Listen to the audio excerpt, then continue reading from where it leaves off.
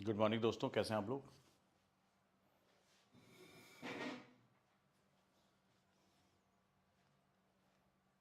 नमस्कार, कैसे हैं आप लोग।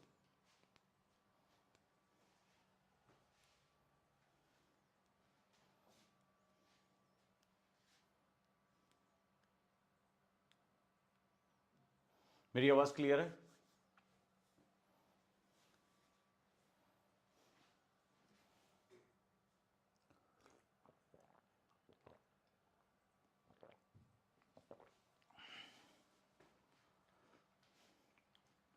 Very nice.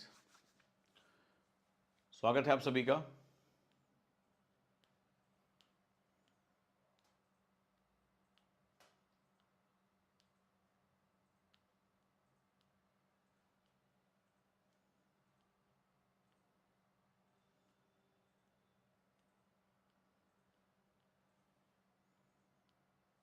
गुड मॉर्निंग दोस्तों, आवाज़ मेरी क्लियर है। माफ़ी चाहूँगा थोड़ा सा देरी के लिए, मैं डॉक्टर के यहाँ गया था, आते आते मुझे थोड़ा सा 10-15 मिनट लेट हो गया। थोड़ा स्वास्थ्य की समस्या हो गई थी, तो बहुत जल्दी भी की मैंने, तो भी थोड़ा सा मुझे 10-15 मिनट्स हो गया। तो उस देरी के लिए माफ़ी चाहूँगा। हम क्लास को टाइम से शुरू कर सकें। मेरी आवाज़ क्लियर आ रही होगी आप सभी दोस्तों को, और आज के बैचेस के लिए आप तैयार होंगे, आज के टेस्ट के लिए तैयार होंगे। RFR का जो सेगमेंट है वो बहुत इंपॉर्टेंट आपके लिए। तो मैं यहाँ से शुरू करता हूँ अपनी बात। और पढ़ने की विधानों पे अगर हम बात करें कि अगर हमें फर्स्ट अटेम्प्ट में क्रैक करना है, कितने लोग यहाँ पर हैं जो फर्स्ट अटेम्प्ट में एक टारगेट लेके चल रहे हैं। ठीक है, दो तरह के स्टूडेंट होते हैं। एक होते हैं कि जहां पर लगता है कि मुझे यूपीएससी क्रैक करना है, राइट। एक वहां पे बात करते हैं कि मुझे यूपीएससी क्रैक करना है। तो क्या होता है कि वो धीरे धीरे अपना इंजन स्टार्ट करते हैं, साल 2 साल लेके तैयारी करते हैं, फिर धीरे धीरे उनको फिर एक दो झटके लगते हैं, फिर उसके बाद उनको होश आता है। ठीक है, तो वहां से वो आगे बढ़ते हैं। लेकिन एक स्टूडेंट ऐसा है मेरा जिसको मैं आफ्टर 12th ही प्रिपेयर करना चाहता हूं, जो फर्स्ट अटेम्प्ट अपना टारगेट लेके चलेगा। हम यहां पर भगवत गीता के उसी श्लोक का जो है वो लाभ उठाएंगे, जहां पर कर्मण्येवाधिकारस्ते मां फलेषु कदाचन। तो हम प्रयास जो करेंगे वो फर्स्ट अटेम्प्ट के लिए करेंगे। हमारी नियति में लिखा होगा फर्स्ट अटेम्प्ट सेकंड अटेम्प्ट, वो हमारा हो जाएगा। लेकिन जब हम प्रयास ही नहीं करेंगे तो फिर हमें कभी भी वो चीज नहीं मिलेगी। तो सभी लोग मुझे मैसेज करें कि किसका किसका सपना है, जो भी अभी हमारे आफ्टर 12th बैच में है, जीरो टू हीरो बैच में है, RFR बैच में, जो भी ओजांक IAS एकेडमी के साथ किसी ना किसी रूप में जुड़े हुए हैं, चाहे वो मेडिटेशन का ही पार्ट क्यों ना हो, फर्स्ट अटेम्प्ट में IAS क्रैक करना। जब मैं फर्स्ट अटेम्प्ट कहता हूं तो वो दिल का प्रयास, वो भले चाहे आपका सेकंड अटेम्प्ट ही हो सकता है फर्स्ट अटेम्प्ट में आपने मेरे साथ नहीं कहीं और तैयारी की हो। ठीक है, आपको किसी ने नहीं बताया होगा कि यूपीएससी क्रैक करने का सही तरीका क्या होता है, कैसे जो है आप फर्स्ट अटेम्प्ट में क्रैक कर सकते हैं। ये पूरी श्रृंखला में लेके चल रहा हूं, और इस पूरी श्रृंखला में मैं आपको ये चीजें जो है आपको बताऊंगा ही बताऊंगा। तो फर्स्ट अटेम्प्ट वो अटेम्प्ट होता है जहां पर आपका हार्ट आपके गोल के साथ सिंक कर जाता है। बुरा मत मानिएगा, लेकिन आपका जो ये दिल है ना, ये दिमाग अलग अलग डायरेक्शन में जाते हैं। दिमाग कहता है मुझे जो है ये चीज करनी है, दिल कहीं और लगा होता है, दिल किसी और काम में लगा होता है, गेम्स में, फलाना में, पर्सन में, XYZ। लेकिन जब हमारा दोनों का दोनों सिंक्रोनाइज हो जाता है, यानी दिल और दिमाग दोनों का टारगेट एक हो जाता है, तो उसी को हम लोग लक्ष्य कहते हैं। ठीक है, आपने नाम सुना होगा, आपने वो कहानी सुनी होगी कि जब गुरु द्रोणाचार्य ने अर्जुन से पूछा क्या दिख रहा है, तो उन्होंने कहा सिर्फ चिड़िया की आंख दिख रही है। बाकी और भी लोग थे, उन्हें बॉडी दिख रही थी, गर्दन दिख रही थी, चोंच दिख रही थी।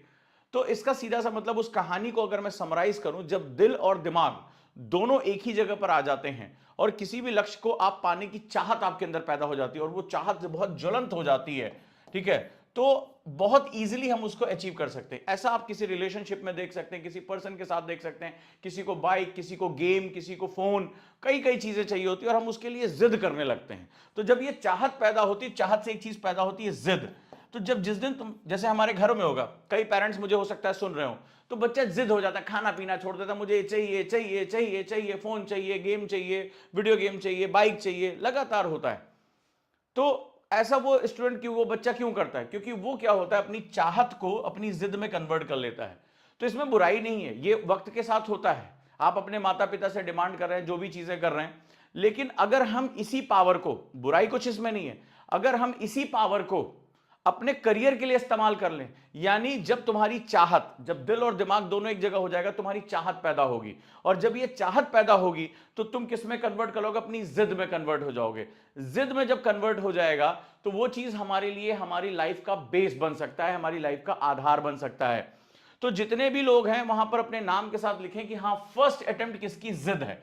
चाहत, कितने लोगों की चाहत है और कितने लोगों की जिद है। जब चाहत जिद में कन्वर्ट हो जाएगी, दुनिया में कोई भी चीज आपको रोक नहीं सकती है। आपके पास एक एनॉर्मस एनर्जी आ जाएगी और वो एनर्जी आएगी, आपके ब्रेन और आपके हार्ट की पावर एक साथ हो जाएगी। और जिसके पास ये चीज है, अगर आपने लाइफ में कुछ भी कोई भी चीज जिद करके हासिल की हो तो कमेंट में जरूर लिखना कि सर मैंने इसके पीछे अपनी जिद, अपनी पहले हमारी चाहत पैदा हुई, मुझे ये चीज चाहिए। मेरी लाइफ में वो मुझे साइकिल चाहिए थी, मुझे साइकिल चाहिए। मैं जानता हूं, मैं ये फीलिंग जानता हूं कि अगर इस फीलिंग को आप इस्तेमाल कर लिए तो क्या से क्या कर सकते हैं। तो मुझे भी साइकिल की बड़ी चाहत थी। 6 क्लास में मैंने पापा से कहा पापा साइकिल दिला दीजिए। उस समय गेहूं सर पे रख के पिसाने जाना होता था, सब्जी लेने पैदल जाना होता था। पापा ने कहा 6 क्लास टॉप करोगे तो मिलेगा। कर लिया, नहीं मिली। फिर पापा ने कहा अच्छा ठीक है 7th में अच्छे मार्क्स लेकर आओ, मैथ्स में 100 आउट 100 मिल जाएगा।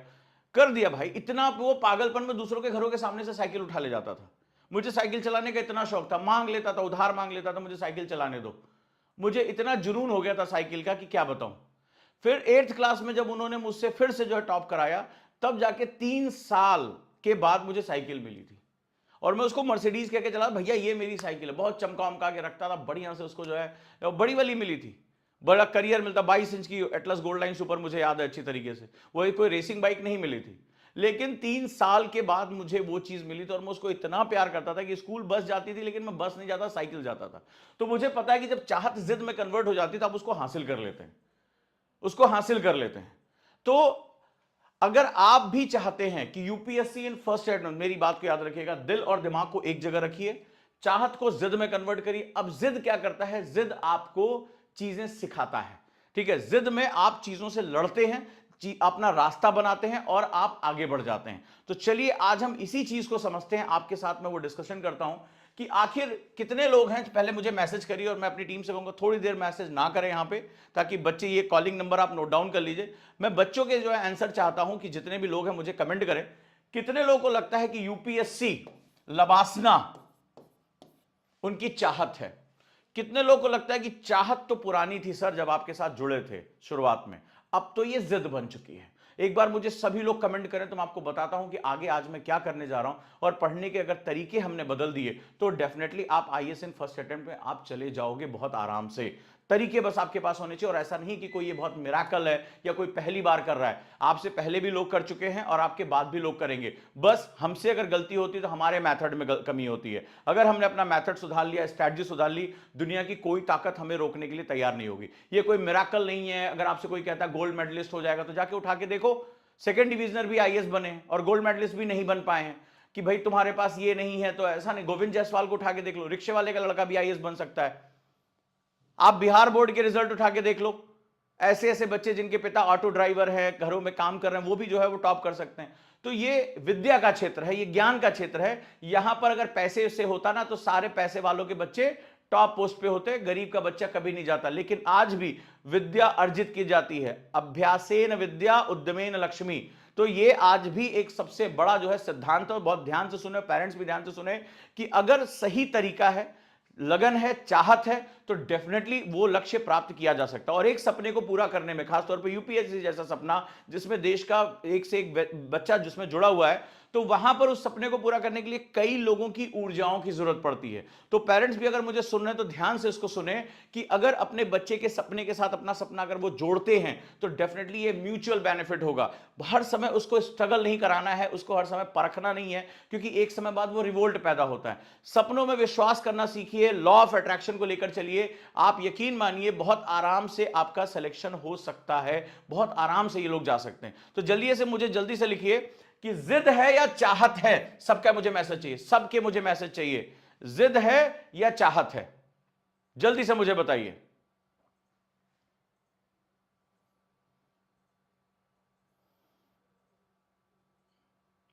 लर्निंग सेंटर लिखते हैं कि दिव्यांग हो सर जी, तो क्या हुआ, शरीर से ही हो ना। तो वो तो इरा सिंगल भी थी, उनका तो 60% बॉडी काम नहीं, आईएएस टॉप किया। दिमाग मजबूत होना चाहिए। बहुत अच्छे शरीर वाले मैंने देखे हैं जो दिमागी रूप से दिव्यांग हो जाते हैं, हार मान लेते हैं, एक फेलियर नहीं झेल पाते जिंदगी में। तो पहले यह क्वेश्चन करो कि शरीर से या दिमाग से, दिव्यांग कहां से। अगर शरीर से हो तो कोई दिक्कत वाली बात नहीं, आपको तो जो है रिजर्वेशन भी मिलेगा। और बहुत से आयुषी को देख लीजिए, मेरे स्टूडेंट, वो आप देखिए आंखों से देख नहीं सकती, आईएएस बन गई। इरा सिंघल को देख लीजिए, खुद से जो चल नहीं पा रही लेकिन आईएएस बन गई, आईएएस टॉप किया उन्होंने। लेकिन कई मैंने हष्टपुष्ट लोगों को देखा, बढ़िया चकाल्लास होते हैं, लेकिन उनसे पढ़ा नहीं जाता, 4 घंटे कुर्सी बैठा नहीं जाता, 4 दिन रेगुलर पढ़ा नहीं जाता, पहले फेलियर में टूट जाते हैं। पहले क्वेश्चन ये पूछो कहां से। Very nice. लबासना मेरी जिद है, ज्योति ने लिखा है, बहुत बढ़िया। अमुज लिख रहे हैं कि चाहत और जिद दोनों है, बहुत बढ़िया। अगर आप अपने सपने को, अपनी जिद को बोल नहीं सकते तो तुम्हारी जिद नहीं है। अगर शर्म आ रही है, कोई सुन नहीं लेगा या कुछ ऐसा कुछ बोल देगा, तो ये तुम्हारा जो है वो सपना नहीं हो सकता, याद रखिएगा। चाहे दुनिया की कोई भी ताकत तुम्हारे सामने आ जाए, अगर जिद है तो जिद है। जिद कैसी होती है? जिद कैसी होती है? जिद कैसी होती है?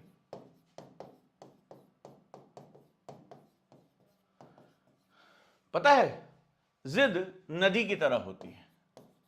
जिद नदी की तरह होती है। अगर जिद को तुम समझोगे, जिद क्या होती है? जिद नदी की तरह होती है। ये जो एडमेंट हो जाना ना, वो नदी की तरह होती है। बोले नदी तो पानी कैसे भी मुड़ जाता है, तरल होता है किसी भी आकार में, बोले बस यही उसकी सबसे खूबसूरती है। जिद का मतलब अकड़ नहीं होता। कई लोगों को लग रहा होगा जिद मतलब अकड़ है, हम अकड़ गए हैं भाई, इसे रहेंगे अब नहीं। जिद नदी की तरह होती है। जब हिमालय खड़ा हो रहा था, हिमालय माइटी माउंटेन, दुनिया का सबसे ऊंचा पर्वत, तो उससे पहले एक एंटीसेंट रिवर बहती थी, सिंधु नदी। ठीक है, तो सिंधु नदी बह रही थी, हिमालय ऊपर उठना शुरू करता है।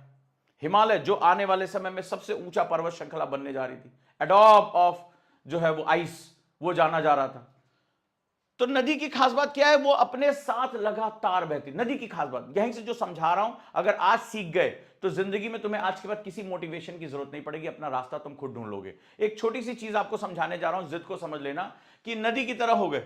नदी की खास क्या बात है? नदी के साथ एक वेग होता है। नदी लगातार बहती है, हाँ या ना? नदी रात दिन सुस्त नहीं होती है। नदी एक समान रूप से बहती रहती है। नदी अपना स्वरूप बदलती रहती है। ठीक है, तरल होती है। सामने जो चीज आया, जैसा भी आया, आपने उसको ग्लास में डाला, ग्लास का आकार है, लोटे में डाला, लोटे का आकार है। जिस रूप में ढाला उस रूप में ढल गई। वो आपसे बाहर ही अकड़ नहीं होती, लेकिन उसके अंदर अंदर क्या होता है? पानी के अंदर एक गुण होता है, वो किसी भी स्वरूप में चली जाती है।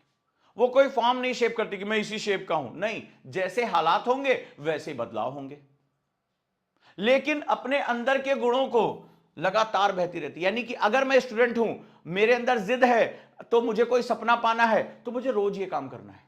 कल मुझसे कई 8 से 10 बच्चों ने मेरे साथ काउंसलिंग की। ठीक है, कई बच्चों से मैंने बात किया अलग अलग तरीके से। आपको पता है कि ये जो बैचेस हैं, जो इसमें एडमिशन हो रहा है, सुपर 50 गुरुकुल बैच जो गुरुकुल में है, ये ऑफलाइन प्रोग्राम है, इसके लिए भी मेरे साथ इंटरव्यू चल रहे हैं। बिना मैं बच्चों से बात किए इसमें एडमिशन नहीं दूंगा। और ऑनलाइन 0 to हीरो बैच है, क्योंकि ये मेरा बैच है। 200 बच्चे मुझे संभालने हैं, एसपी सर को संभालने हैं। एक एक चीज का करिकुलम मैंने तैयार किया है। एक ऐसा बैच है जिसमें आपकी personality development, NCERT, daily test, pre cum, main, CSAT, आपका जो है मेंटरशिप, सब कुछ इसके अंदर शामिल है इन दोनों बैचेस में। लेकिन इसमें बच्चा मुझे मेरी मर्जी का चाहिए, मुझे बच्चा नदी की तरह चाहिए, पेरेंट्स भी मुझे नदी की तरह चाहिए। तो अब जरा ध्यान से समझिए कि जिद और चाहत है क्या। तो मैंने जब उनसे बात किया तो बड़े कुछ उसमें बड़े एडमेंट माइंडसेट के साथ थे। सर उसने ये बोल दिया आईएएस में नहीं बन पाओगे, ऐसा वैसा दुनिया भर का। सवाल है, नदी अपने गुण के रूप में बहती है।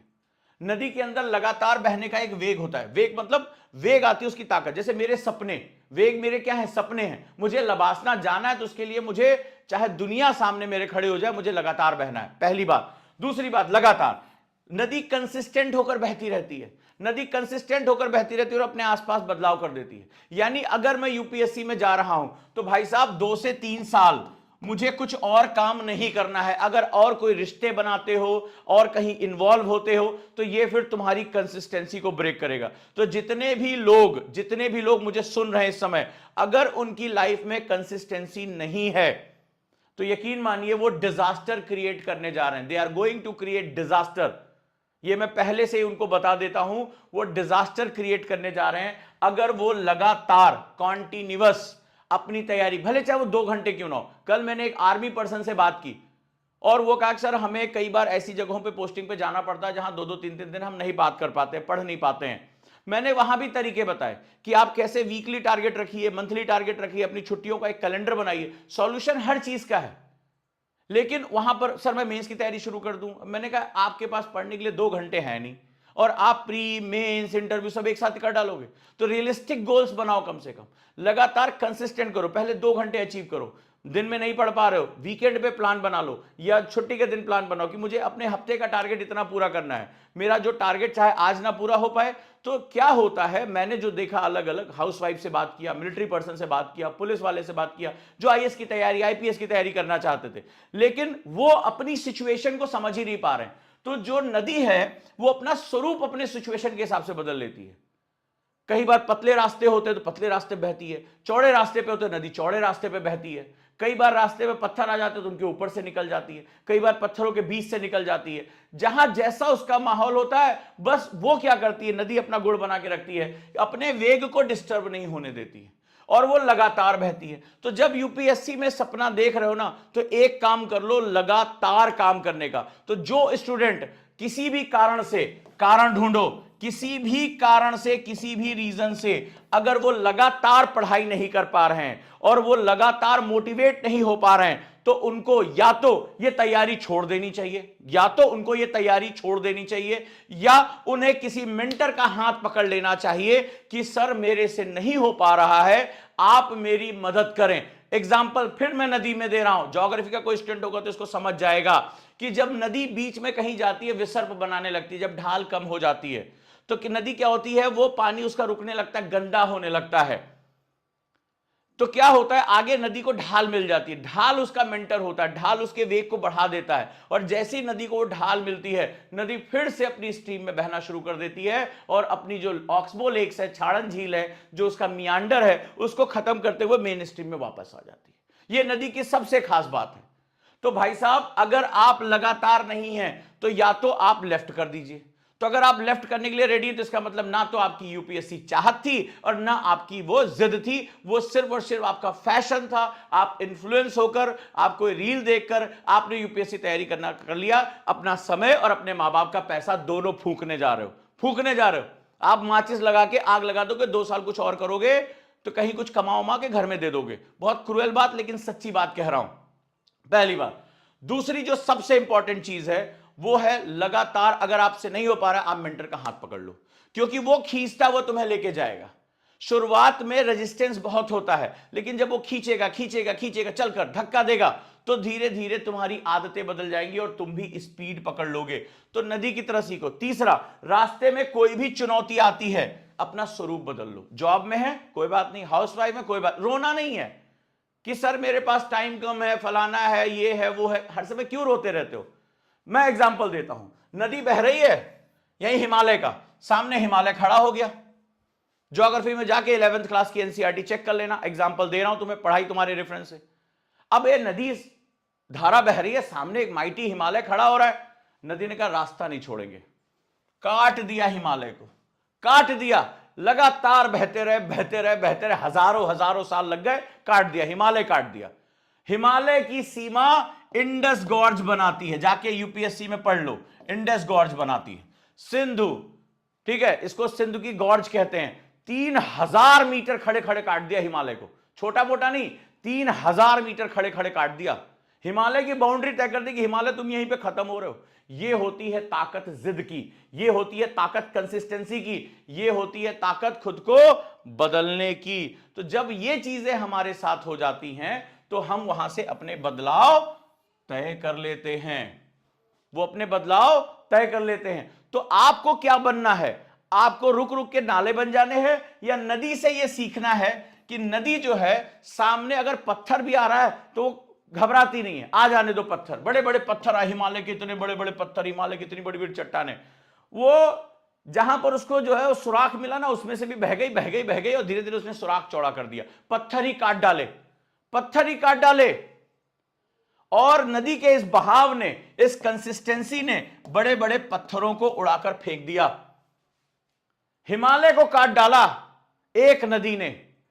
तो जनाब, आपसे भी बड़ी से बड़ी सब्जेक्ट, बड़ी से बड़ी मुश्किलें, आंसर राइटिंग, रिवीजन करना, यह सब कुछ अपने आप कट ऑफ हो जाएगा, अपने आप खत्म हो जाएगा, बशर्ते तुम्हारा नजर जो है वो हिमालय जैसे बड़े पत्थर पे। सर यूपीएससी बहुत टफ है, नहीं, तुम अपने गुणों पर फोकस कर लो। सिर्फ जो लास्ट बात कह के जा रहा हूं, अपने गुणों पर फोकस कर लो, तुम्हें दुनिया में कोई रोकने वाला पैदा ही नहीं होगा। तुम्हारा फोकस है कि पर्वत कितना बड़ा है, यूपीएससी बहुत टफ है, सर हम सेकंड डिविजनर, पापा बोल रहे थे नहीं हो पाएगा, फूफा बोल रहे थे नहीं हो पाएगा, every time you talking about that mountain. Sindhu ने भी कहा होता अरे भाई ये दुनिया का सबसे ऊंचा पर्वत बनने जा रहा है, हम इसको कैसे काटेंगे। लेकिन आज भूगोल का कोई भी स्टूडेंट होगा, 11th क्लास भी पढ़ा होगा, उसको पता होगा इंडस गॉर्ज 3000 मीटर गहरा है। एक नदी ने पूरे पूरे हिमालय को काट के बाउंड्री बना दी उसकी।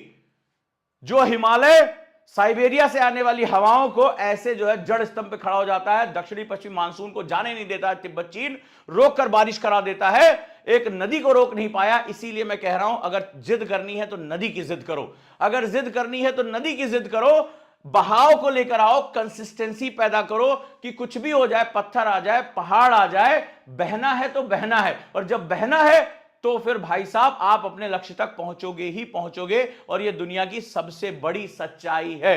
सो be think like a river. सामने कितनी मुश्किलें आ जाए, जैसी जरूरत होगी हम बदल जाएंगे, कोई बात नहीं है। हमें चलते फिरते पढ़ना, हम चलते फिरते पढ़ेंगे, हमें कभी कभी पढ़ना, हम कभी कभी पढ़ेंगे, कोई बात नहीं। लेकिन हम अपने लिए एक नियत समय रखेंगे, मी टाइम होगा ही होगा। और वो जो मी टाइम होगा, जब मैं बच्चे से मिला, बोला सर दोस्त बहुत समय ले लेते हैं।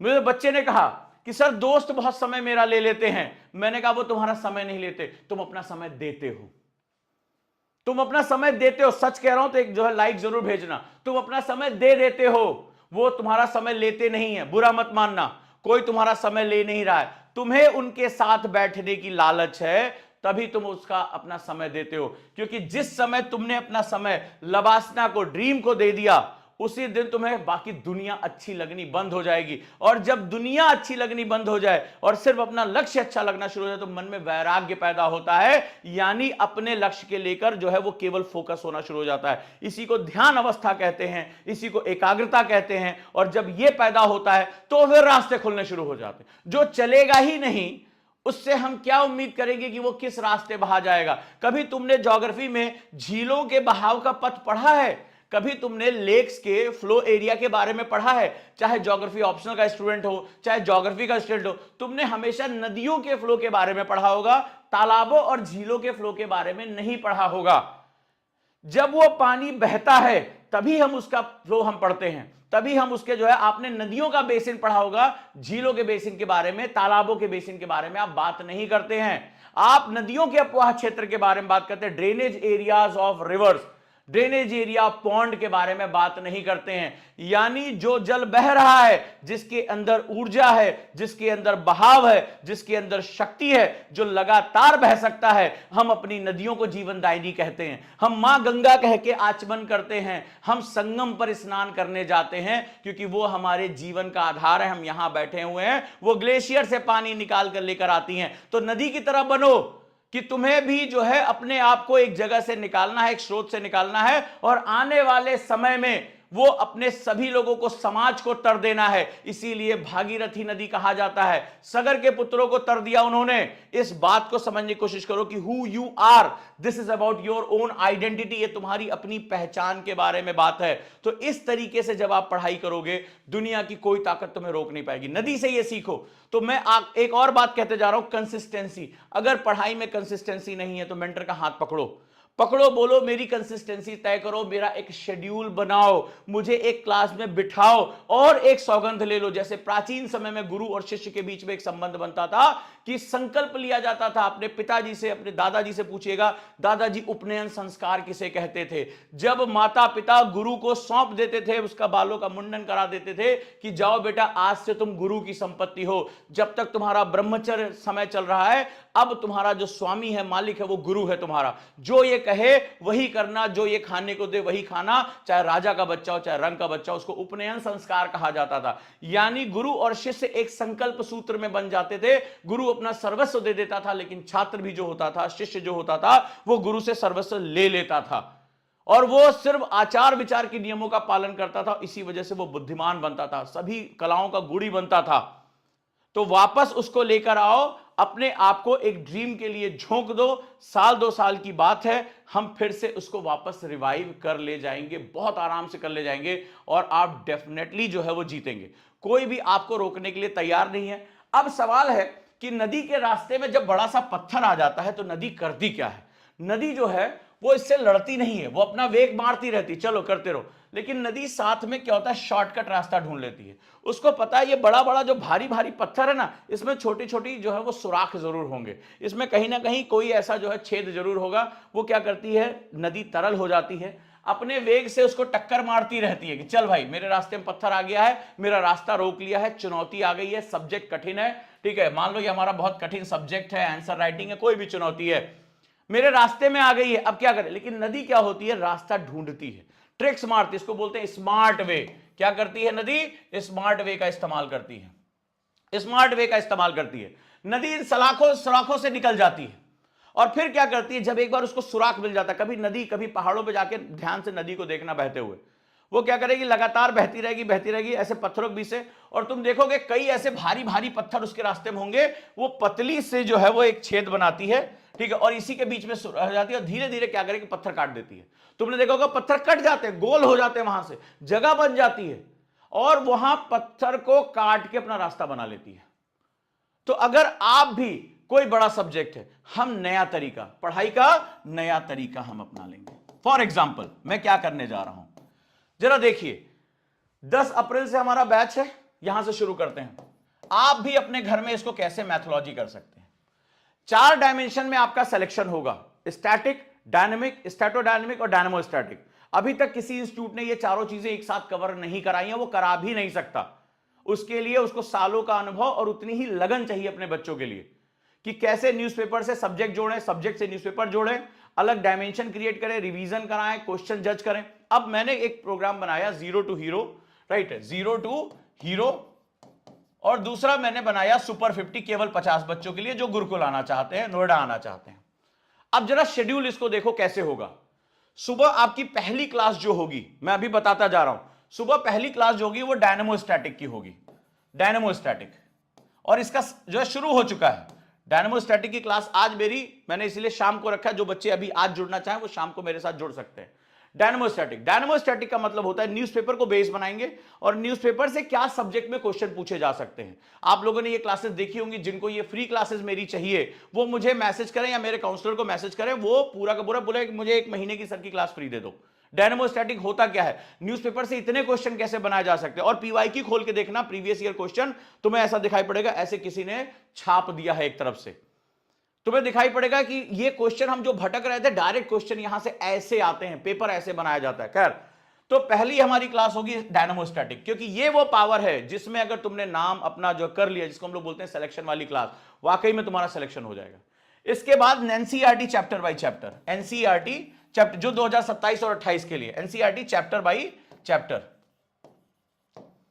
और अगर आप 26 के लिए जा रहे हो तो आप सीधे प्री कम मेंस में चले जाओगे, चैप्टर बाय चैप्टर। क्यों? क्योंकि वहां से आपका एक थॉट प्रोसेस डेवलप होगा। जब मैं एनसीईआरटी पढ़ाता हूं तो आपको पता होता है कि वो सब्जेक्ट, कई बच्चे, मुझे बनारस में भी बच्चे मिले जब मैं गया वहां मिलने के लिए उनसे, तो उन्होंने कहा कि सर 2 साल पहले आपकी एनसीईआरटी पढ़ी थी और वो दिमाग में ऐसे के ऐसे उतरी हुई है। तो टीचर के पढ़ाने से अगर वो दिमाग में उतर जाए, क्योंकि मैं उसके लिए दुनिया भर की चीजें उसके साथ कनेक्ट करता हूं, तो एनसीईआरटी ही आपको इतना पावरफुल बना देती है कि आपको फिर किसी चीज की जरूरत रह नहीं जाती है। चलिए, अब एनसीईआरटी चैप्टर के बाद एक और चीज आपको साथ मिलेगी इसमें, चौथी चीज जो मुझे आपका टाइम टेबल चाहिए, यहां पर आरएफआर, रिवर्स फॉरवर्ड रिवर्स मेथड, यानी जो पढ़ा है डेली टेस्ट देना, चैप्टर बाय चैप्टर टेस्ट देना। एनसीईआरटी तो ऐसा घोल के पिला दूंगा कि तुम्हें नींद में भी कोई जगाएगा, बोलेगा अरे इसमें क्या है, उसको पूरा बोल के सुना दोगे। तो आरएफआर का मतलब होता है रिवर्स फॉरवर्ड रिवर्स। पहले हम क्वेश्चन करेंगे, फिर उसके नोट्स पढ़ेंगे, फिर हम क्वेश्चन करेंगे। एक मतलब एनसीईआरटी गलती से भी एक पॉइंट नहीं आपका छूटेगा।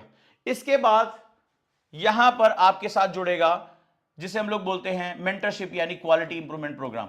मैंने भाई पढ़ लिया, आज मेरी पढ़ाई पूरी हो गई, लेकिन मैं आंसर कैसे लिख पा रहा हूं, मैं रिवीजन कैसे कर पा, मेरे दिमाग में कोई डाउट है, मैं किससे पूछूं, कौन मुझसे बताएगा। हाँ भाई, एक एसपी सर आ गए क्यूआईपी लेकर, क्या शानदार चल रहा है, एक बार जरा बताएं, आप लोग यहां कमेंट करें एसपी सर की क्यूआईपी कैसी चल रही, जो लोग उनके साथ जुड़े हुए हैं। क्या शानदार, उन्होंने कहा गारंटी ले रहा हूं स्टूडेंट 1 साल मेरी बात सुन गया, मेरे मेथड पे चला गया, मैं उसको जो है वो प्रीलिम्स निकलवा के भेजूंगा। और हम ये लेके चल रहे हैं कि बहुत आराम से तुम यूपीएससी क्रैक करोगे, बशर्ते तुम हमारे बनाए गए मेथड पे काम करना शुरू करो। So are you ready for the 4 hours? तुम मुझे क्या 4 घंटे डेली दे सकते हो? Minimum 4 hours. इसके बाद मेडिटेशन की क्लास, इसके बाद आपकी जो है पर्सनालिटी डेवलपमेंट की क्लास। जी हां, इसके साथ वो भी इन्वॉल्व है।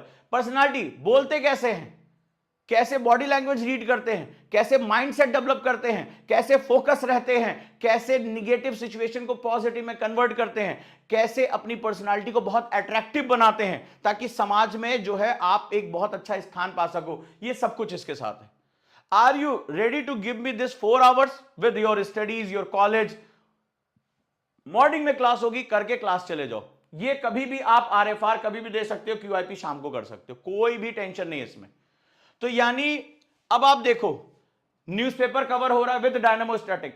न्यूज़पेपर में डायनामिक नहीं है कि 4 पॉइंट लिख लो, इससे सब्जेक्ट में क्वेश्चन क्या आते हैं, डायनामोस्टैटिक। फिर एनसीईआरटी सबसे इंपॉर्टेंट बेस, प्लस आरएफआर यानी डेली टेस्ट, डेली उसके नोट्स, फिर से रिवीजन, फिर उसके बाद मेंटरशिप।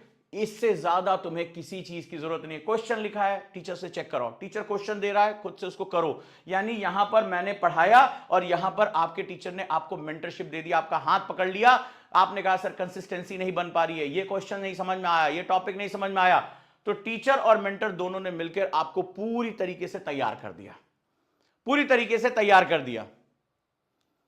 तो आपको ये चीजें आपके लिए, this is the best solution. अभी तक कोई भी इतने बैचेस में, कई लोग कहते हैं वो फलाने कोचिंग जो है वो इतने में दे रही है। भाई साहब वो इतने में केवल आपको जीएस प्री कम मेंस की स्लाइड्स दे रही है। आप जाकर उनसे बोलिए ओजांग सर ने 1 महीने की क्लास फ्री कर दी, 1 महीने की है, आप जाके मेरी जो है ये लिस्ट उठाइए और काउंसलर से बात करके मांग लीजिए कि यार 1 महीने की क्लास बंदे ने क्या पढ़ाया है। और उठा के अगर पीवाईक्यू ईमानदारी से देखोगे, बोले कि यार मतलब इसमें इतने क्वेश्चन होते मेरे चले जा रहे हैं, यूपीएससी के क्वेश्चन हो रहा है, अभी मैं बिगिनर हूं, मेरी है अभी, तो साल 2 साल बाद ये बंदा कहां लेके जाएगा। तो यहां पर वो देके आपको केवल कर रहे हैं भाई, इसके बाद क्या है, ये केवल आपका 30 to 40% ही कवर करता है। क्या इससे तुम्हारा सिलेक्शन हो जाएगा? न्यूज़पेपर कैसे कवर होगा? मेंटरशिप, 1-1 लाख रुपए फीस लेते हैं मेंटरशिप की, जाके आप नेट पे जाके चेक करिए कि टीचर मुझसे पर्सनली कैसे बात करेगा, आंसर राइटिंग मुझे क्या होगी। न्यूज़पेपर की क्लास के अलग पैसे हैं, टेस्ट के अलग पैसे हैं, एनसीईआरटी के अलग है, सब कुछ मुझे मिल रहा है, सब कुछ। सीसैट इसी पे मिल रहा है, प्री कम मेंस मिल रहा है, ठीक है, क्यूआईपी मिल रहा है, मुझे जो है वो मेडिटेशन की क्लासेस मिल रही। कौन कोचिंग मेडिटेशन कराती है भाई?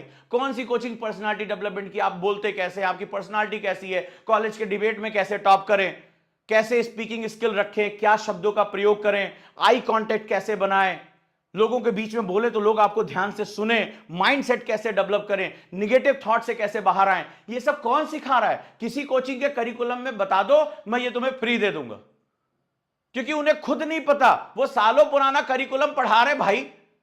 वो एक बार 10 साल पहले के नोट्स बने, उन्हें अभी क्या मतलब है कि अभी क्या चल रहा है। लेकिन असली लड़ाई तो तुम्हारे अंदर चल रही है ना, किताब रखी हुई है। जितने भी लोग एग्री करते हैं मुझे मैसेज करें, असली लड़ाई तो अंदर चल रही है कि भाई किताब खुली हुई है, दिमाग कहीं और लगा हुआ है। किसी ने डांट दिया, आज डिबेट करनी है, कांप रहे हैं, लोगों के सामने बोल नहीं पा रहे, खड़े ऐसे कांप रहे हैं, क्या बोले, आता सब कुछ है, यहां गले में होता है, लेकिन टीचर ने क्वेश्चन पूछ दिया, डिबेट में जाना, नहीं बात कर पा रहे, दोस्तों के बीच में आंखें नहीं मिला के बात कर पा रहे हैं, या बोल रहे हैं तो उल्टा सीधा मुंह से निकल जा रहा है, लोग तुम्हारी बात का मजाक उड़ा रहे हैं।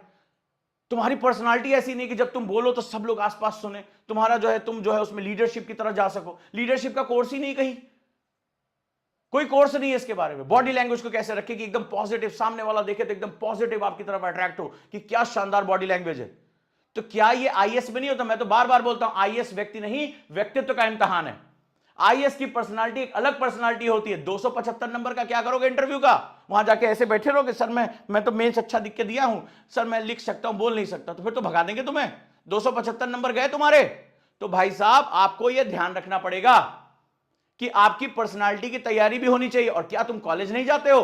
क्या तुम समाज में नहीं हो? जॉब कर रहे हो, जॉब में भी तुमने देखा होगा जो लोग अच्छा बोलते हैं, इंप्रेसिव पर्सनालिटी होती, सब लोग उनकी तरफ अट्रैक्ट होते हैं, प्रमोशन भी उनको जल्दी मिलता है। घर में भी, परिवार में भी आपने देखा होगा एक महिला या एक पुरुष ऐसे होते हैं जो सबका हंसी मजाक में मन लगाए रखते हैं, लोग उनके पास जाते हैं, उनकी तारीफ करते हैं। आपको इस तरह से बनना होगा, आपको इस तरह से चीजों को समझना होगा। सो क्या ये तुम्हारी पर्सनालिटी का पार्ट नहीं है? क्या ये सीखना नहीं है तुम्हें? मुझे मैसेज करके बताओ, क्या ये पर्सनालिटी डेवलपमेंट तुम्हें नहीं सीखना है? बातचीत करने का तरीका क्या होता है, कैसे बात की शुरुआत करते हैं, कॉन्फिडेंस कैसे लेकर आते हैं कि 100-150 रुपए की 200 लोगों की भीड़ में खड़े होकर वो शानदार तरीके से बोला कि लोग तालियां बजाएं, मंच पे खड़ा करते पैर ना कांपे, हे भगवान भाग जाए हम किसी तरीके से। क्या नहीं बनना है आपको? मुझे मैसेज करके बताइए। क्या आप मुझे बताइए कि क्या personality development, body language, mindset, skills, meditation ये करिकुलम का पार्ट नहीं होना चाहिए? क्या आपको इसकी जरूरत नहीं है? क्या केवल किताबों को रट लेने से आप आईएएस बन जाएंगे? क्या अंदर की जो लड़ाई चल रही है, दिमाग भटक रहा है, बहुत ज्यादा सोच रहे हैं, निगेटिव थॉट्स आ रहे हैं, सेल्फ डाउट हो रहा है, एंजाइटी है, डिप्रेशन है, क्या इसका सॉल्यूशन नहीं मिलना चाहिए आपको? मुझे मैसेज करके बताइए, मुझे मैसेज करके बताइए, क्या इसका सॉल्यूशन आपको नहीं मिलना चाहिए?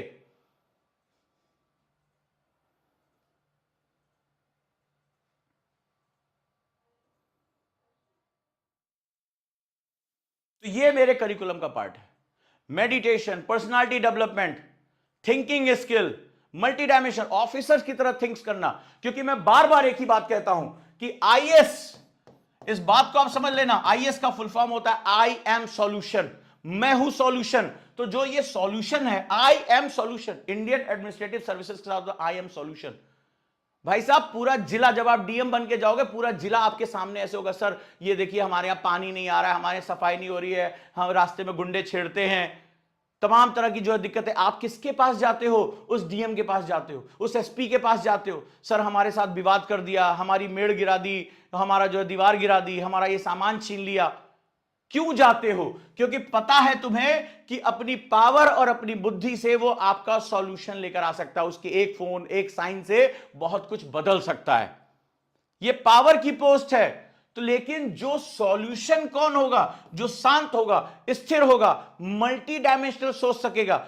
हो सकता है कि कोई झूठी शिकायत लेके आया हो, तो वो उसको पकड़ता है। आपने कभी पुलिस वालों को देखा होगा, मैं तो कई स्टूडेंट हैं बड़े ऊंची पोस्ट पे, तो मैं उनसे जब बातचीत करता था तो बोले सर हमारे सामने जैसे ही घुसता है ना, हम सिर्फ उससे 2-3 क्रिटिकल सवाल पूछते हैं और उतनी देर में हम उसकी बॉडी लैंग्वेज पकड़ लेते हैं कि सच बोल रहा है, झूठ बोल रहा है। अगर लगता है कि सच बोल रहा है तो हम वहीं पर सर कर देते हैं, हम फोन करा देते हैं एसएचओ को, फलाने को, ढिकाने को। लेकिन 2-3 ऐसे क्रिटिकल सवाल पूछते हैं, अगर वो उसमें फंबल किया तो हम समझ जाते हैं कहानी मैनिपुलेट करके लेकर है, केवल अपनी कहानी सुना रहा है। फिर हम दूसरा रास्ता अपनाते हैं और बोले ये सब सिर्फ हम 1 से 2 मिनट के अंदर हम जज कर लेते हैं। तो क्या ये गुण आपको नहीं सीखना है? सीखना है ना? तो बस करना क्या है, आज से नदी की तरह बनना है और नदी की तरह बनते हुए आज जोड़ना है। अगर आप मेरे साथ बात करना चाहते हैं, चाहे पेरेंट्स हैं चाहे बच्चे हैं, अगर मेरे साथ जुड़ना चाहते हैं, कॉलिंग नंबर है, कॉल करिए, मेरे साथ काउंसलिंग सेट करिए, व्हाट्सएप मुझे करिए। अगर ये 1 महीने की मेरी स्टैटोडायनामिक, डायनामोस्टैटिक क्लासेस फ्री चाहिए, उसकी लिंक आप ले सकते हैं, ओजांक ऐप पे डाउनलोड कर सकते हैं उसको। डेली अगर आप फ्री टेस्ट देना चाहते हैं तो भी ओजांक ऐप डाउनलोड कर सकते हैं। कोई भी दिक्कत आ रही, मुझे ओजांक सर से बात करनी, जैसे कल कई बच्चों ने बात की, अलग अलग समस्याएं थी, कोई मिलिट्री में है, कोई और भी तरह की दिक्कतों का सामना कर रहा है, कुछ बहुत ही अपने बारे में गलत सोच रहे हैं, एज कैलकुलेट गलत कर रहे हैं कि हम दें या ना दें, कुछ गिव अप कर रहे थे, सबने मुझसे बात की और सबको मैंने सॉल्यूशन दिया। ठीक है, तो आप मुझसे 8750711100 पर फोन कर सकते हैं, 8750711122 पे फोन कर सकते हैं, 8750711133 पर फोन कर सकते हैं। आप फोन करिए, व्हाट्सअप मुझे करिए। अगर हमसे डेली पीडीएफ चाहिए लेने के लिए, जो आप पीडीएफ जो है इसको कैसे ज्वाइन करेंगे, क्या आप करेंगे, ठीक है। और आज शाम की सिलेक्शन वाली क्लास जो है वो शाम को है, इसके बारे में भी अगर उसको उसकी लिंक चाहिए कि सर कैसा पढ़ाते हैं, आज के न्यूज़पेपर से कितने सर ने क्वेश्चन सॉल्व करा दिए, ये पढ़ने का तरीका किसी कोचिंग ने हमें सिखाया नहीं। डायनामोस्टैटिक होता क्या है, बहुत से लोगों को पता ही नहीं। डायनामोस्टैटिक मेथड एक्चुअली एक बहुत, ये 2-3 अटेम्प्ट खराब करने के बाद लोग सीख पाते हैं। तो ओजांग सर हमें पहले से ही क्यों सिखा दे रहे हैं और इसको सिखाने से हमें लाभ क्या होगा? तो आप आ जाइए क्लास में, ठीक है, आप आइए और आज की क्लास आप मांग लीजिए कि सर आज की क्लास हमारे लिए ओपन कर दीजिए, कोई दिक्कत नहीं, हम आज आपके साथ सीखना चाहते हैं, राइट। एनसीईआरटी बैचेस ज्वाइन करना चाहते हैं, स्वागत है आपका। अगर आप हमारे इस चैलेंज का हिस्सा बनना चाहते हैं, जो कि जिसने पूरे देश में एक रिवॉल्यूशन क्रिएट कर दिया है, तो आरएफआर मेथड में आप सभी का बहुत बहुत स्वागत है। एक सुपर 75 डेज का बैच है जो 2025 वालों के लिए, 2026 वालों के लिए 200 दिन का चैलेंज और 2027 वालों के लिए 400 दिन का चैलेंज है। इस चैलेंज ने तो जीवन बदल के रख दिया। आरएफआर मेथड जो अब आपकी पढ़ाई का बेस हो गया है। अगर आप कोचिंग नहीं कर सकते, सेल्फ स्टडी कर रहे हैं, this is the best for self study. क्या होगा, डेली एक एक टॉपिक, जो देश की सबसे बेस्ट बुक्स हैं, चैप्टर बाय चैप्टर क्वेश्चंस हैं, क्वेश्चंस के फिर जो है वो सॉल्यूशंस हैं, एक्सप्लेनेशन, और उसके साथ साथ नोट्स हैं। यानी उन किताबों को हमने नोट्स फॉर्मेट में, क्वेश्चन आंसर फॉर्मेट में बना दिया है, और उसके बाद आप फिर से दोबारा क्वेश्चन करके उस चैप्टर को हमेशा के लिए खत्म कर सकते हैं। तो अगर आप इस चैलेंज का पार्ट है तो फिर तो आपको कुछ सोचने की जरूरत ही नहीं है, आप इसके साथ जुड़िए। 2027 के लिए भी हमने 400 डेज का चैलेंज लॉन्च कर दिया है, उसके साथ जुड़िए।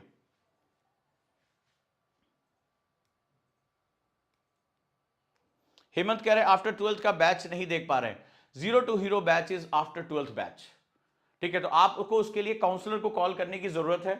वो बैच 10 तारीख से शुरू होगा, आप उसका हिस्सा बन सकते हैं। This is the batch which comes go for the after 12th batch. ठीक है, तो ये सारी चीजें उसमें आपको मिल रही हैं। आप दिए गए नंबर पे कॉल कर सकते हैं, और अधिक अगर कोई दिक्कत है मुझसे डायरेक्टली आप बात करना चाहते हैं, क्योंकि मैं भी अपना एक एक बच्चा इसमें चुनना चाहता हूं। मैं नहीं चाहता कि कोई ऐसा बच्चा आए जिसको ना अपने सपनों में विश्वास हो और ना वो जिद कर सकता है, क्योंकि ये एग्जाम 3P मॉडल पे चलता है। मैं लास्ट में जाके आपको एक ही चीज बताता हूं, जिसको ये 3P समझ में आ गया। 3P, पहला पी का मतलब है परसिस्टेंस, यानी लगातार बने रहो, अपनी एनर्जी को बनाए रखो। दूसरा प्रैक्टिस, अभ्यास करो। तीसरा पेशेंस, धैर्य रखो। होगा, सिलेक्शन होगा, हर हालत में होगा, लेकिन जल्दबाजी करोगे तो आज भी इस रेस में कछुआ जीतता है, खरगोश नहीं जीतता है। मेरी इस बात को याद रखना। ये नंबर है, आप कॉल करिए, व्हाट्सएप मेरे साथ जुड़िए, और अगर आज आप मेरे साथ अपनी काउंसलिंग सेट करना चाहते हैं तो अभी आप कॉल करके बता सकते हैं, क्योंकि मैं क्लासेस में बिजी रहता हूं। एक लिमिटेड टाइम मेरे पास होता है, जिनकी पहले से इंफॉर्मेशन आती है मैं उनसे बात कर लेता हूं।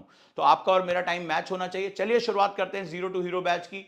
सुपर 50 बैच में हॉस्टल अब बहुत सस्ते हो गए हैं। आपका बहुत बहुत स्वागत है नोएडा में। आप यहां भी आ सकते हो, और इसके बाद आप आएंगे कहां पर, आप मेरे साथ जुड़ेंगे ऑनलाइन के तमाम बैचेस के माध्यम में। तो चलिए शाम को मिलते हैं सिलेक्शन वाली क्लास में, dynamo static. Thank you so much, आप सभी का बहुत बहुत धन्यवाद है।